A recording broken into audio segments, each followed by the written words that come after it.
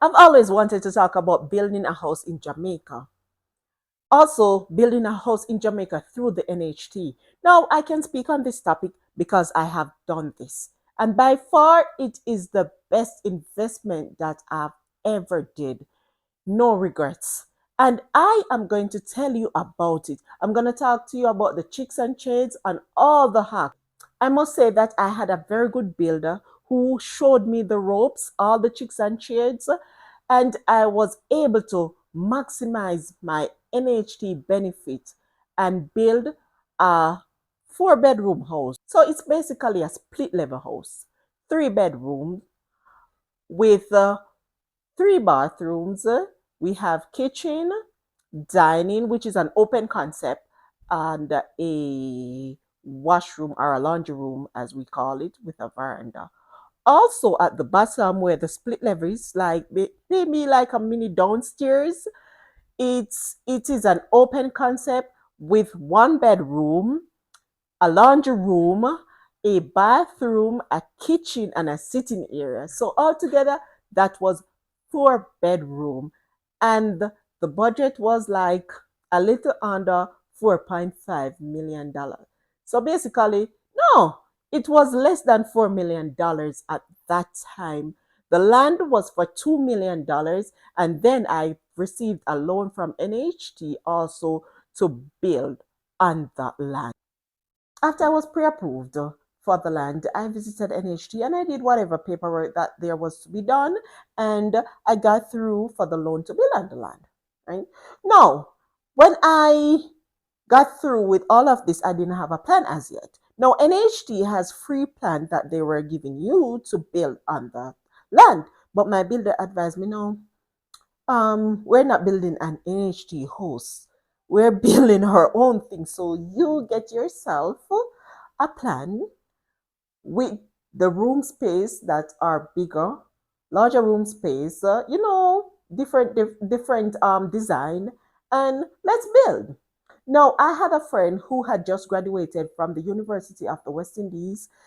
He and his no she and her boyfriend, they did planning, so they were able to draw plans and so on and so on, but their price at that time was expensive for me as a little 25-year-old, just trying. And my builder said to me, all right, I know that's the cost for drafting up a plan and everything, but you cannot afford it right now. So he put me onto someone who we both know. So it's like, why don't you go? He will work out a thing for you, and you get your plan. And let's, submit it to the NHT, and then we start with the process. Now, when I did that, because I wanted to give my friend the blight, but I realized, and they did understand that, listen, I couldn't afford it, which it was their price and it was a good price, or it was the price, right? So I couldn't fight it. So now, this is hack number one, right? And guys, so like up the video, subscribe, because this is wealth of knowledge. So we need about 10,000 likes. Yeah, come on, guys, like and subscribe. I'm waiting because Mega telling you a lot of things, especially those who want to build, or you're about to build a house through the NHT. You need to know them stuff here, them little tricks and trades here, okay? All right, let's get back into it. Building on an NHT or in a scheme house, maybe not just a scheme house, you have to build certain distance from the sidewalk, and so on. So what he did was he chased over that plan and he gave it to me. And all I paid him was like $23,000, just like that. So he did. I went to the parish council and I submitted the plan. And yep, they accepted it. At that time, I paid about 4,000 something dollars, 5,000. I don't quite remember. I'm not gonna remember all the details, but the major part will be remembered, and I'll share it with you. And I submitted it. It took me over a month or so for everything to be approved and sent back to me. So after, going through NHT, and then I submitted it and that. Okay. Next part of it now, I had to get a bill of material. So I have to submit a bill of material to NHT of what I would pay for someone to come and do that bill of material based on the plan. So then again, I cut costs right there and then. Okay? So look, one hack, two hack. All right. The next thing now, after we started building, so first of all, when you're building with the NHD, you go step by step. You cannot, they're not going to just give you all the money at once and you go boop, start building. They said that back then in the past when they used to do that, and they would give the person who is building the house all the money, the host not done bill. Car buy everything else and the host not done bill. So they monitor it stage by stage. So first thing, we have to line out the land. Put the butter board amount and line out the land. And then they will come and assess it. And after they assess it and they see that, yep, this look good, this all right, they then grant me a check. And this check was, I think at that time was $70,000, and he told me, yeah, that it was for clearing the land and whatever work we did to line it out, which no work never done for line it out. At that point, we just line it out because the land didn't need clearing, but they still gave me money, right? So that's from my loan. So they didn't give me the loan at once, so they break it up in parts and then they give it to you. So after that, now you have to dig the foundation, and then them come and them look, and then them said, okay, you're gonna take the house out of foundation, and at this point, I think they would have given you some money. So the money for the workman, they would write that check in the builder's name.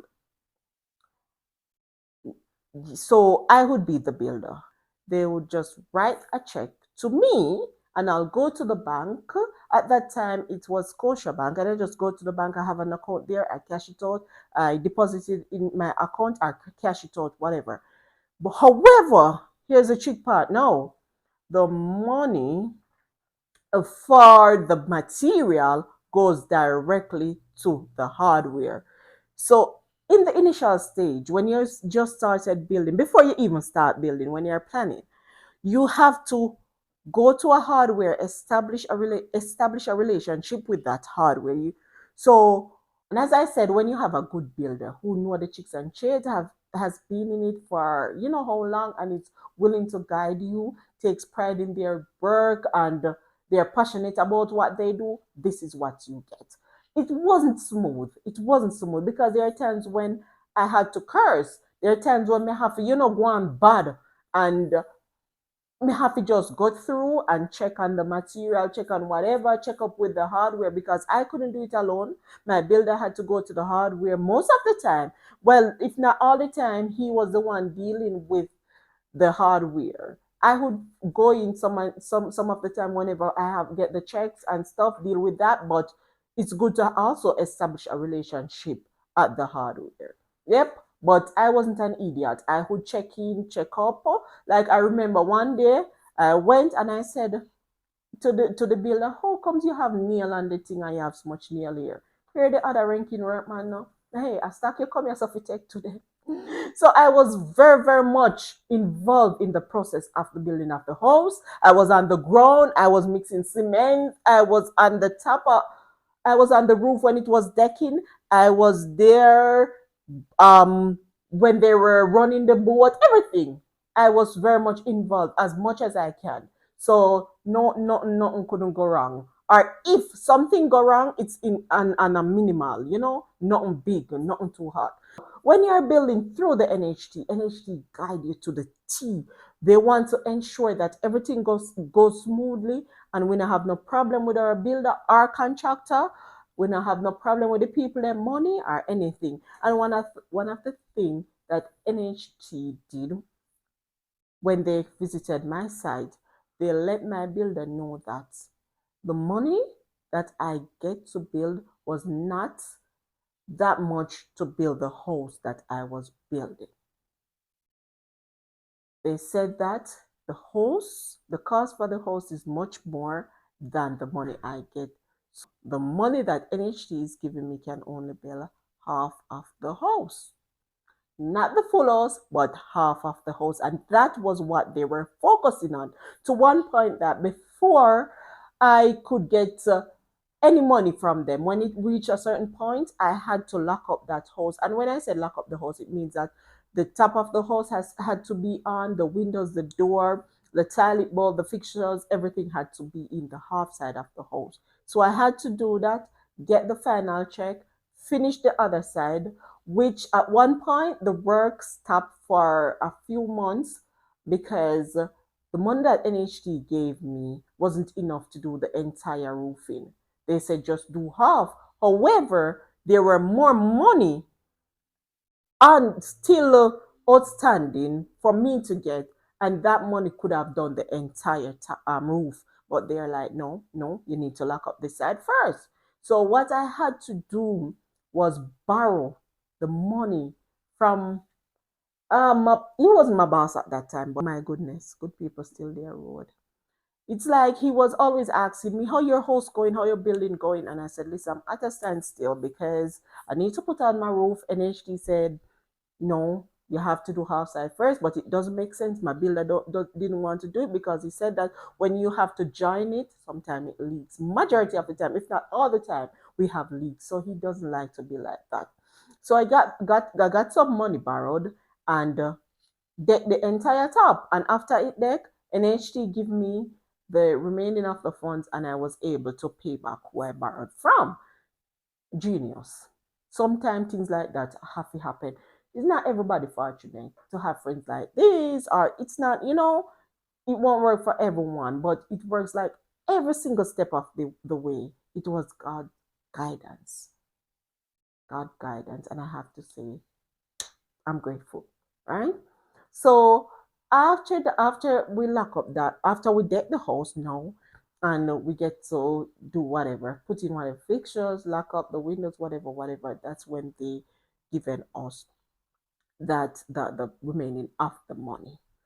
And so in continuing now, it wasn't always smooth, and life not so smooth because I encounter a major roadblock.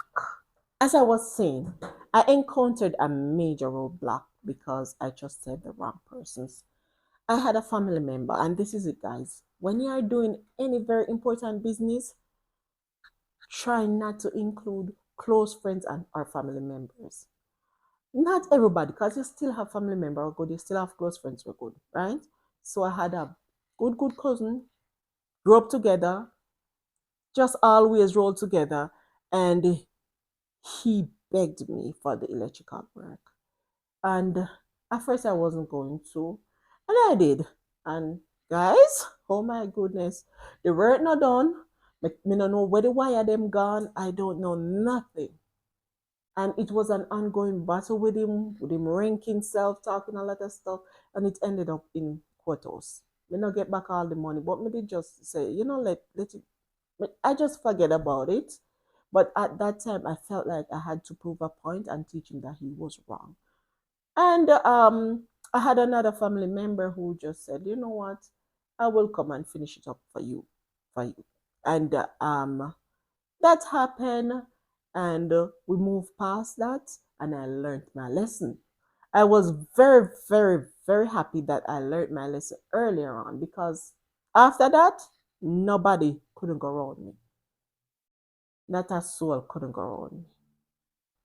Another point to make is that whenever you're building, ensure that an understanding is made with your builder or your contractor. If you can cut out the contractor fee, you do that. If you know about building or have someone who knows about building that can monitor the process, and you know if you use a contractor or pay any contractor fee, cut it out because contractor is very expensive. But if you know nothing about builder, it makes sense you get a contractor and done. Because when you're building, this is a permanent thing, and this is one of the most important things in your life. You don't want to build a faulty house. You don't want to build something that is going to collapse on you. You don't want to build something that is going to cost you more money in the long run because you have to go correct this your problem, yeah. Or when you build an NHD come and then inspect it, you have to go correct it. So if means be you don't want to know about building, get a contractor, right? But luckily I didn't have to pay the contractor fee, right? The person was a contractor, but I'm a friend and we could work it out where we not pay any contractor fee. And the reason why I could work it out like that is because from the get-go, I spoke to him. I said, listen, I'm getting a loan through the NHD to build, and this is what I want. And can you do it for me at this price? I tell him what I was getting, I tell him what I want, and he said yes. Even during the building we had to make some changes like the split level part of it that wasn't a part of it. I had to go and make some addition to my plan and submit another plan to the it's the same plan but with the addition to the parish council and let them approve it again because my builder said to me, Rochelle, the split level part was too much to dump up. So why not, as you said, you want a rental property to help with the mortgage. So why not just dig it down like some feet deeper and then build it up? And there you would have an apartment, which was at that point, I was like, man, I have the money, but instead it's better. And I was happy I did it. No, I didn't finish that apartment. I'm actually just finishing it up. But it was a win win, and I was happy that I did it. I was happy that he guided me like that. And, me taught me some sense and me actually take heed and did it. Win win. Win win, I tell you. Now, my people, make a reason a little bit. There are so many times I've seen on social media, I've heard story even before social media. I've heard a lot of stories about people are Jamaican living overseas, whether it is England, Canada, America, even small island, and they are building house in Jamaica and they build around them millions of dollars. As a matter of fact, I've heard stories about Jamaican building house in Jamaica and they're living abroad and they send the money to build. All of the money for build. And when them come out, ready for living at them house, not did it. I'm more asking a question. Oh, why? Wanna do that? I can never be abroad building in Jamaica and not checking up. I mean, I can understand how that will happen back in the days when you don't have social media, when you didn't have like video phone and all those things. I can understand. I still can't understand because you know, must have a chatty chatty family member. Oh well, sometimes it's a family member, but you know, must have somebody when you could call and say, "All right," and say, "Go look on your house and tell me how it go." Yeah, we not have nobody. But then again, I can understand. But no, in this day and age, people, no, no. If this happened to you, I would say you're foolish. You're not wise. So, for example, for me, still working on my house being in Canada. One other thing is that I don't send a lump sum of money. I do it like how NHT do it. Do it in phases or stages, right? So if I said, okay, now we are going to do tiling, say we have an apartment to fix up, and we are going to rough cast and render the wall. Then we are going to do tiling. Then we are going to do painting. We are going to do the cupboard. We are going to put in fixtures every step of the way. So if we're going to do tiling and you tell me that, guess what? Everything is going to cost 500,000 for argument's sake. And yeah, roughly 5,000 Canadian dollars. No, I'm gonna fax check it. No, I don't really ask for receipt for everything because you'll have an idea too, and you can also check online. You can also call the hardware, you can check up on the material costing and everything. So you tell me the cost. I'm gonna say, all right, fine. I send the money, you do what you do. Right then and there, you have to update me.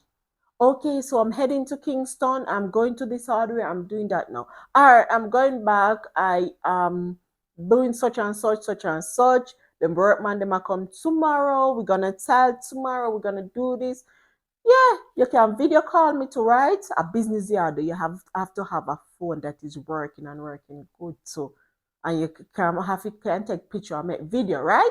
So you call me and you show me what I'm going. I'm say good, good, good, good, good. Or I'd have someone who can also check up on it too. Or one of the good things for do, don't put no family member on the job, but have a little family member who, love squeal and love say, hey, this now going good, and make him be the watchman. Sometimes you have to have a paid watchman. Yes, it works. You should be able to call somebody and say, oh, it go. And better yet, you can make somebody, let it be somebody who did really want a rose and that the man they get it, and them really want something off it, so them are gonna tell you.